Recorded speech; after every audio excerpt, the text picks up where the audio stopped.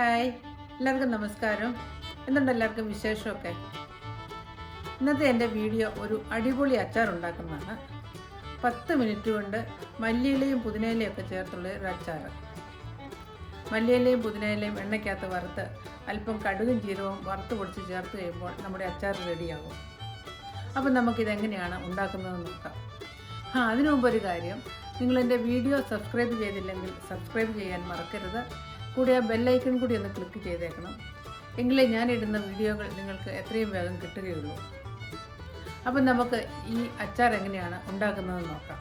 ഞാനിവിടെ 1 കപ്പ് മല്ലിയില ചെറുതായിട്ട് അരിഞ്ഞു വെച്ചിട്ടുണ്ട്. ഇത് നന്നായിട്ട് കഴുകി ഉണക്കി അരിഞ്ഞു വെച്ചതാണ്. വെള്ളം ഒട്ടും കാണാൻ പറ്റിയത്. പിന്നെ ഒരു 1/2 കപ്പ് പുതിനയുടെ ഇല. ഇത് തണ്ടില്ലാതെ ഇല മാത്രം എടുത്ത് കഴുകി ഉണക്കിയെടുക്കണം. ഇതിൻ്റെ തണ്ട് ഇടാൻ പറ്റത്തില്ല. തണ്ട് ഇട്ട് കഴിഞ്ഞ് കഴിഞ്ഞാൽ അത് ഇച്ചിരി കട്ടി കൂടുതലായിരിക്കും. അപ്പോൾ അത് ഇടയ്ക്കിടയ്ക്ക് കടിക്കും അച്ചാർ ഉണ്ടാക്കി കഴിഞ്ഞാൽ. അതുകൊണ്ട് ഇല മാത്രം എടുത്താൽ മതി. പിന്നെ നമുക്ക് അതിനായിട്ടൊരു 50 ഗ്രാം വാളംപുളി വേണം.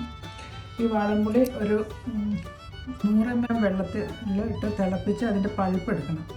നല്ലതായിട്ട് ഞെക്കിപ്പിഴിഞ്ഞ് തിളച്ച് കഴിയുമ്പോഴത്തേക്ക് നല്ല സോഫ്റ്റ് ആകും. എന്നിട്ട് അത് കൈകൊണ്ട് നല്ലതായിട്ട് ഞെരടിപ്പിഴിഞ്ഞ് അതിൻ്റെ പൾപ്പ് എടുത്ത് വെക്കണം.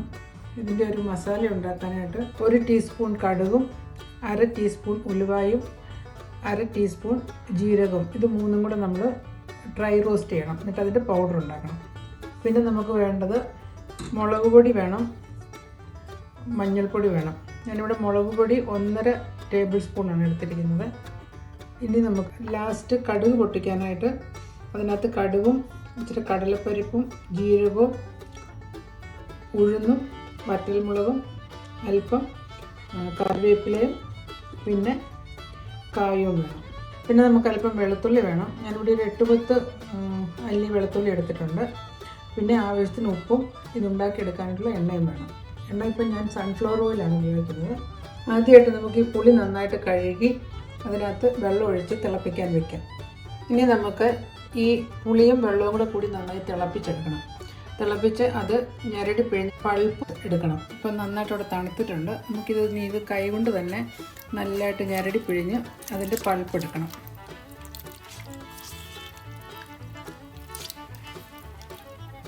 ഇത് നമുക്ക് കളയാം, ഇതെടുക്കണ്ട. ഇതാണ് നമ്മുടെ പുളിയുടെ പൾപ്പ് ഉണ്ടോ. ഇനി നമുക്ക് ഒരു പാൻ അടുപ്പിൽ വെച്ച് ജീരകവും ഉലുവയും കൂടി വറുത്തെടുക്കണം, റോസ്റ്റ് ചെയ്യണം. മീഡിയം ഫ്ലെയിമിൽ വെച്ച് ചെയ്യണം.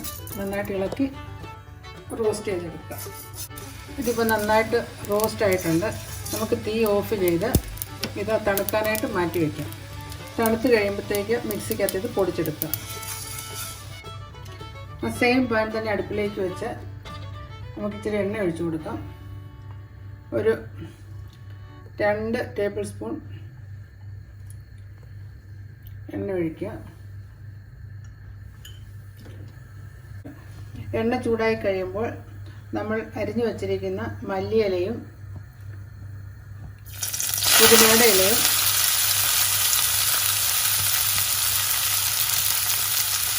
അതിലേക്ക് ഇട്ട് കൊടുത്ത് നന്നായിട്ട് വറുത്തെടുക്കണം.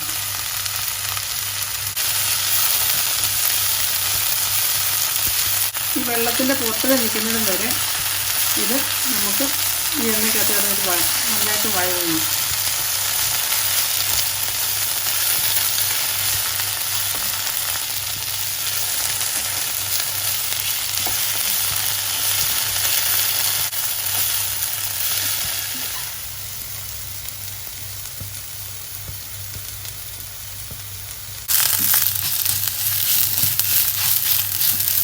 ഇപ്പോൾ ഇത് നന്നായിട്ട് മൂത്തിട്ടുണ്ട്. നമുക്ക് ഇതിലേക്ക് നമ്മൾ എടുത്ത് വെച്ചിരിക്കുന്ന മഞ്ഞൾപ്പൊടി ചേർത്ത് കൊടുക്കാം. അധികം വേണ്ട, ഒരു കളറിന് വേണ്ടിയാണ് മഞ്ഞൾ ചേർക്കുന്നത്, അധികം വേണ്ട. എന്നിട്ട് തീ ഓഫ് ചെയ്യുക.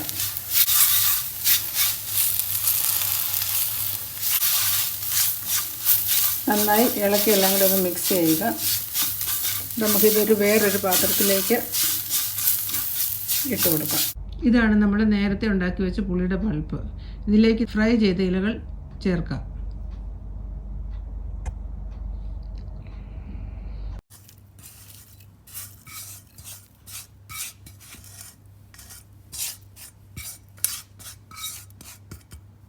ഇനി ഇത് നന്നായി ഇളക്കി യോജിപ്പിക്കുക. അതിലേക്ക് നമ്മൾ നേരത്തെ റോസ്റ്റ് ചെയ്ത് വെച്ചിരുന്ന ജീരകവും കടുകും ഉലുവയും കൂടിയാണിത്. ആ പൊടിയും കൂടി ഇട്ട് കൊടുക്കുക. ഈ കൂടെ തന്നെ മുളക് പൊടിയും കൂടെ ചേർത്ത് കൊടുക്കുക. ഞാനിവിടെ കാശ്മീരി മുളക് പൊടിയാണ് എടുത്തിരിക്കുന്നത്. നിങ്ങളുടെ എരിവിനനുസരിച്ച് ചേർത്തോണം മുളകൊക്കെ.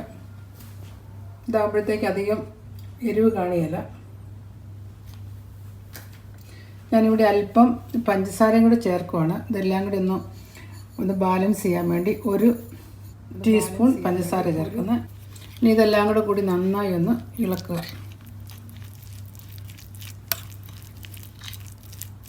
നന്നായിട്ട് മിക്സ് ചെയ്യണം.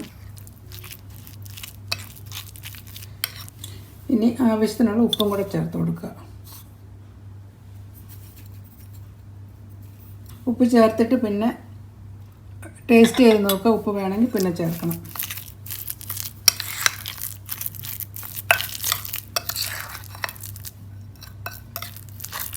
നന്നായി ഇളക്കി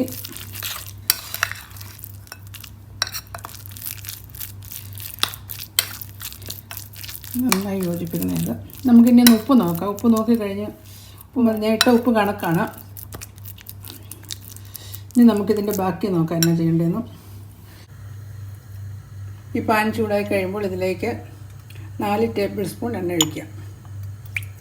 ഇച്ചിരി കൂടുതൽ ഒഴിച്ചാലും കുഴപ്പമില്ല. കാരണം ഈ അച്ചാർ ഒരു മാസമൊക്കെ കൂടുതൽ ഇരിക്കുന്നതാണ്. ഇത് കാരണം അല്പം കൂടുതൽ ഒഴിച്ചാലും കുഴപ്പമില്ല. എണ്ണ നന്നായി ചൂടായി കഴിയുമ്പോൾ നമ്മൾ എടുത്തു വച്ചിരിക്കുന്ന ഈ കടലപ്പരിപ്പും കടുകും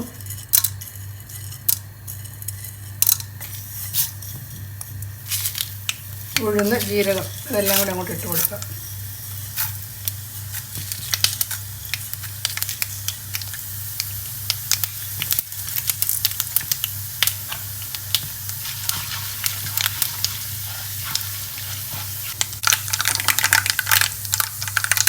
കടുക് പൊട്ടിക്കഴിയുമ്പോൾ പച്ചമുളകും കറിവേപ്പിലയും അതും ഇടുക.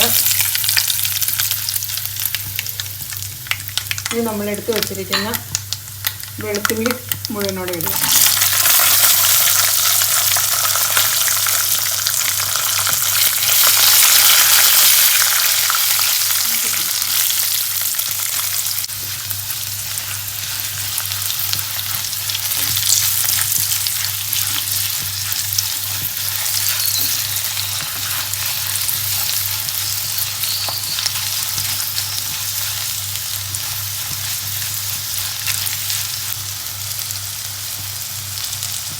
അല്പം കായം കൂടി ചേർക്കാം.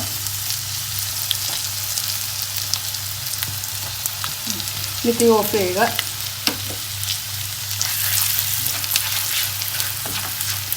ഒന്ന് ഇളക്കി ഇതിലേക്ക് ഒഴിച്ച് കൊടുക്കുക.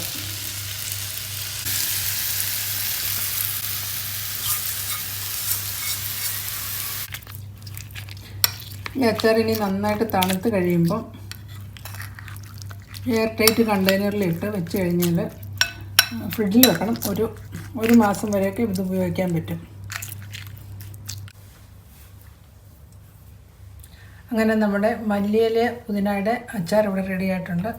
ഇത് എയർ ടൈറ്റ് കണ്ടെയ്നറിലിട്ട് വെക്കുകയാണെങ്കിൽ 1 മാസത്തേക്ക് ഉപയോഗിക്കാം. ചോറിൻ്റെ കൂടെയൊക്കെ സൈഡ് ഡിഷായിട്ട് ഉപയോഗിക്കാൻ പറ്റും. നമ്മൾ സാധാരണ അച്ചാർ കഴിക്കുന്ന പോലെ നല്ല ടേസ്റ്റാണ്. പുളിയും എരിവെല്ലാം ബാലൻസ് ചെയ്യാൻ വേണ്ടിയാണ് ഞാൻ ഇച്ചിരി പഞ്ചസാര ചേർത്ത്. അധികം ചേർക്കേണ്ട, വളരെ ബട്ട് മധുരത്തിൻ്റെ ടേസ്റ്റ് വരത്തുമില്ല. ഒരു 1/2 ടീസ്പൂൺ വെള്ളം ചേർത്താൽ മതി. വളരെ നല്ല ടേസ്റ്റിയാണ്. അപ്പോൾ നിങ്ങളെല്ലാവരും ഇതുണ്ടാക്കി നോക്കുക. ഇഷ്ടപ്പെട്ടാൽ ലൈക്ക് ചെയ്യുക, ഫീഡ്ബാക്കുകൾ പറയുക, എൻ്റെ ചാനൽ സബ്സ്ക്രൈബ് ചെയ്യുക. Thank you for watching my channel.